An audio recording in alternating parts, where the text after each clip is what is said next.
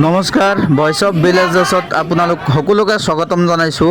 প্ৰিয় দৰ্শকসকল, আপোনালোকে আজি দেখিব পাৰিব অসম ৰান্ধনী সন্থাৰ এক আলোচনা, এক মিটিং। অসমৰ লখিমপুৰ জিলা ৰান্ধনী সহায়িকা সন্থাৰ অন্তৰ্গত নাওবৈচা আঞ্চলিকৰ এক কাৰ্যকৰী বৈঠক আজি সমাপ্ত হয়।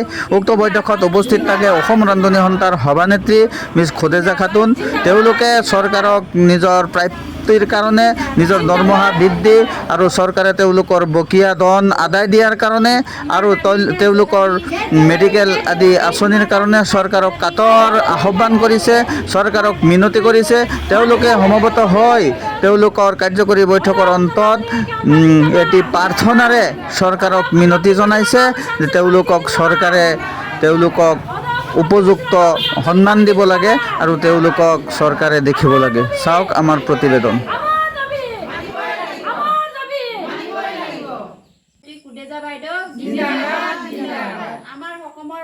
সভানেত্ৰী খোদেজা বাইদেউ শিক্ষামন্ত্ৰী আৰু মুখ্যমন্ত্ৰী ডাঙৰীয়াক আমি সেৱা জনাইছোঁ। আমাৰ ৰান্ধনী সন্থাই বহুতখিনি কষ্ট কৰা হ'ল, বহুতখিনি ধৰ্ণা দিয়া হ'ল আৰু এতিয়া আমাক অতি সোনকালে আমাক দৰমহা যিখিনি দিব লাগে প্ৰাপ্যখিনি দিয়ে যেন আমি নতয় সুখী হ'ম। আমাৰ দুবহীয়া ৰান্ধনীখিনিক যেন স্কুলত কাম কৰি আমাৰ মানে বহুতখিনি বয়সো হৈ গ'ল আৰু তাকে মানে শিক্ষামন্ত্ৰী মুখ্যমন্ত্ৰীয়ে যাতে আমাক দয়া কৰি যেন দৰমহাবোৰ মোকলাই কৰি দিয়ে, তাকে আমি অনুৰোধ জনাইছোঁ। নমস্কাৰ। নমস্কাৰ। আজি আমি লখিমপুৰ জিলাৰ নাওবৈচা আঞ্চলিক সমিতি উদ্যোগত আজি আমি এটি আলোচনাত মিলিত হওঁ। আজি আমাৰ আলোচনাৰ মূল উদ্দেশ্য হৈছে আমাৰ বৰ্তমান যিটো বকীয়া মাননি অসম চৰকাৰৰ পৰা আমাৰ ৰান্ধনীসকলে পাব লাগিছিলে, সেই বকীয়া মাননি আমি সম্পূৰ্ণভাৱে নোপোৱাত আজি আমাৰ আই মাতৃসকলে ইয়ালৈ মোক মাতি আনিছিলে। তেওঁলোকে দুখ প্ৰকাশ কৰিছে, যিটো আমি 5 মাহৰ দিনৰ আমি দৰমহাটো পাব লাগিছিলে, সেই পইচাটোৰ পৰা আমি বঞ্চিত হৈ আছোঁ। মাত্ৰ 2 মাহৰ এই চলিত বছৰৰ 2023 চনৰ মাত্ৰ জানুৱাৰীৰ 1000, ফেব্ৰুৱাৰী 1000 আৰু বাকী 500 টকা নোপোৱাত আই মাতৃসকলে বহুতো দুখ প্ৰকাশ কৰিছে। ইয়াৰ পৰাই আমি চৰকাৰলৈ এটি বাৰ্তা দিম বুলি ভাবিছোঁ। কাটি দিছোন। আজি আমি এটি আলোচনা কৰি আজি আমাৰ নাওবৈচা আঞ্চলিক কমিটিয়ে এটা সিদ্ধান্তত উপনীত হৈছোঁ যে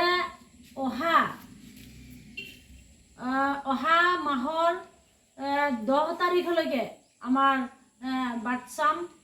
আমি যিখিনি বকীয়া মাননি পাবলৈ বাকী আছোঁ, এইখিনি পাবলৈ সক্ষম হ'ব লাগে আৰু চৰকাৰে যি অৰুণোদয় আঁচনিত অন্তৰ্ভুক্ত কৰিব বুলি আমাক যি আশা দিছিলে, সেয়াও নহ'ল।